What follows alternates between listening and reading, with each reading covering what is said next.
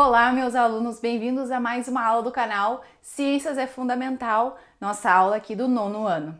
E hoje nós vamos começar a falar sobre átomos e elementos químicos.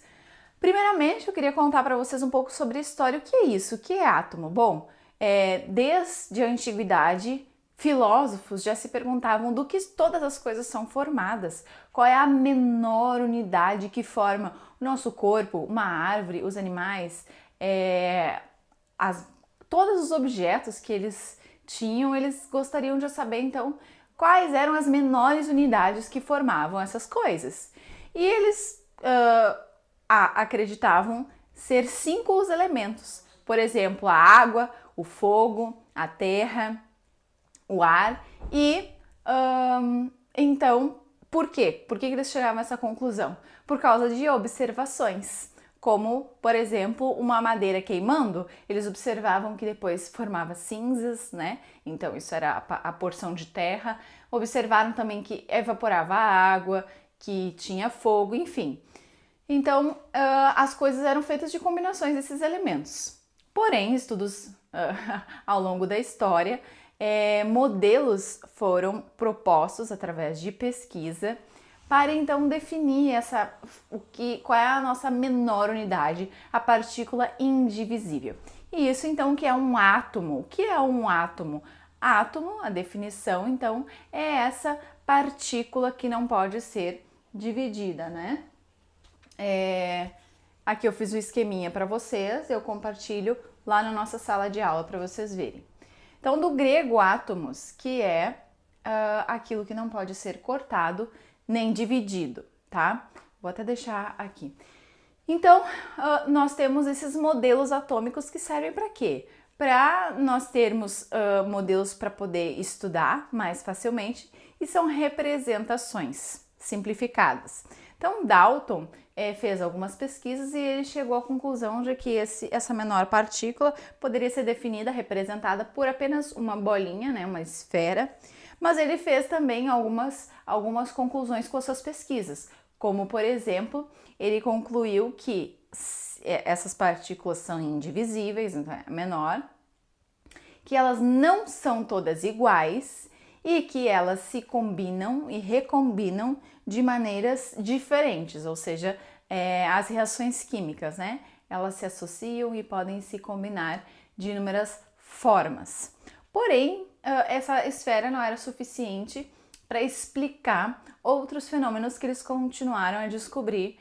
E aí nós temos o modelo do cientista Thomson, que encontrou, então, conseguiu ver que esse átomo possuía cargas positivas e negativas. Então, ele deu o nome das cargas negativas, os elétrons, e as positivas, os prótons, tá? Então, ele fez, assim, uma esfera com os positivos e negativos. Aí, nós avançamos nos modelos, porque cientistas descobriram que não eram só prótons e elétrons que existiam também os nêutrons. E também, através de experimentos, observaram que este átomo é composto por um núcleo e uma esfera, né, eletrosfera, que orbita ao redor.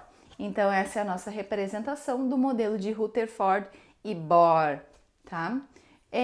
Então, nesse núcleo, eles observaram que o núcleo é a porção mais pesada, de maior massa, né? E ali se encontram então os prótons e os nêutrons. E na eletrosfera, como a palavra já diz, se encontram os elétrons, tá? E como eu falei de massa, de peso, não é? Nós dizemos erroneamente, nós falamos o peso em quilos, mas na verdade isso é a nossa massa, tá? Então, qual é a massa desse átomo? A massa é óbvio que é muito pequena, tá? Mas a do elétron, eu vou pegar aqui o valor para eu não errar, a do elétron é 1868 vezes menor do que a massa de um próton. Então, comparando assim, fazer uma referência, é como se a nossa massa de um ser humano adulto fosse a massa de um próton e a de uma ave bem pequena fosse a massa de um elétron, né?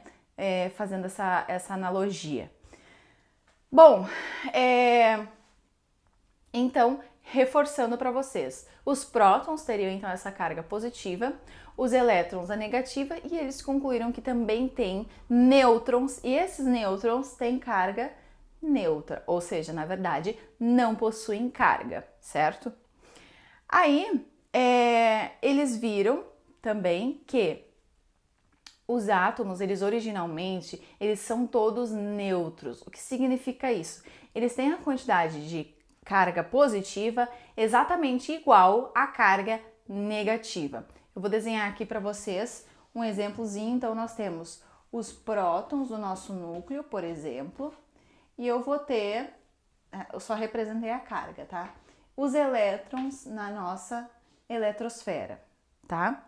Então, prótons no núcleo e os elétrons na eletrosfera. E também temos aqui no núcleo os nêutrons, tá? Vou desenhar aqui para vocês.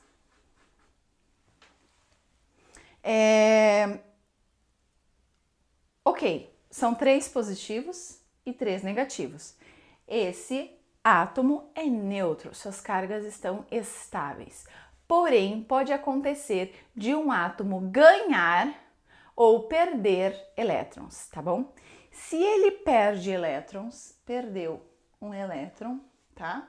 Como fica a carga total? Fica positiva, né? É óbvio que aqui tem muito mais prótons positivo do que negativo, então a carga total fica positiva. E aí nós vamos chamar isso de um cátion. Porém, ele pode vir a ganhar elétrons.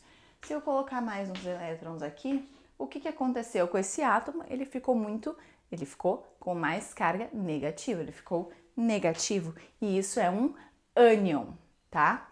Então eu coloquei aqui para vocês, quando então estes átomos ganham elétrons, eles ficam com a carga negativa, estão ganhando carga negativa. E quando eles perdem esses elétrons, eles ficam positivos. Então, eles podem ser cátion ou ânion. E isso se chama íons, tá bom? Por que um íon? Porque ele está com a sua carga modificada, ou para cátion ou para ânion, tá bom?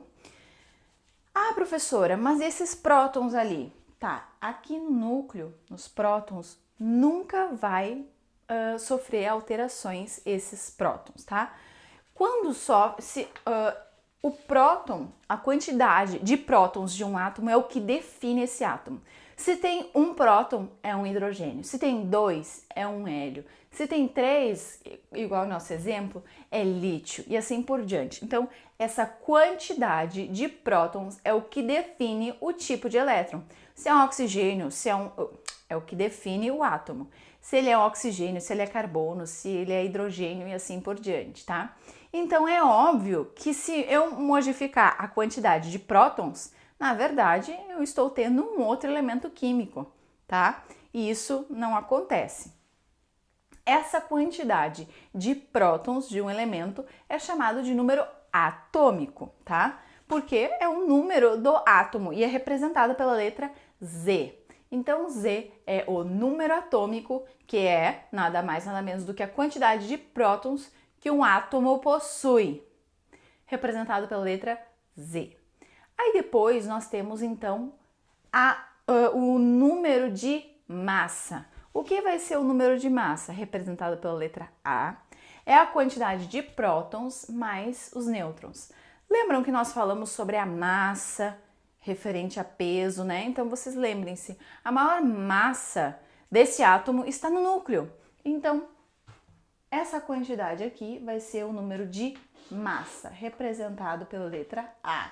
E ela é os prótons, Z, mais N. Ai, por que prótons é Z, professora? Porque é o número atômico, tá? Eu poderia escrever aqui, o número de massa é prótons mais nêutrons, mas o número de prótons é o número atômico. Então, a gente usa essa representação, tá? Reforçando, os prótons e os nêutrons ficam no núcleo e na nossa eletrosfera nós temos os elétrons, né? Mas como vocês vão ver lá no modelo de Rutherford e Bohr, eles descobriram que também existe uma distribuição, existe uma ordem de camadas dessa eletrosfera, não é? Sendo mais ou menos assim, ao redor deste núcleo, tá? E aqui estão distribuídos os elétrons. E é como se fosse um ônibus ou um vagão de trem com uma certa capacidade em cada eletrosfera. E aí nós vamos ter os nomes das camadas eletrônicas e a quantidade de elétrons que pode ir em cada uma. E aí tem essa tabelinha aqui, famosa tabelinha, tá? Os nomes das camadas são K, L, M, N, O, P, Q e a quantidade máxima de elétrons que vai em cada uma, que são 2, 8, 18, 32, 32, 18 e 8. Vocês vão ver, tá? Isso vai ser importante depois para a gente distribuir esses elétrons e entender as reações químicas mais adiante, como elas acontecem, tá? E bastante em química também no ensino médio. Deixa eu ver. De maneira geral era isso. Nós seguimos. Eu vou mostrar aqui rapidamente a tabela periódica para vocês verem que então nós temos uma sequência de elementos, tá? Aqui nessa nossa tabela nós também vamos encontrar os valores de número atômico, a massa do átomo também, esse númerozinho, mas nós vamos ver mais pra frente o que são esses números que tem aqui, só para mostrar para vocês que são vários tipos de átomos, então nós chamamos de elementos químicos, não são só 5 elementos, né? Mas então era isso para a aula de hoje, eu espero que vocês tenham gostado, até a nossa próxima. Fiquem com Deus, um beijo!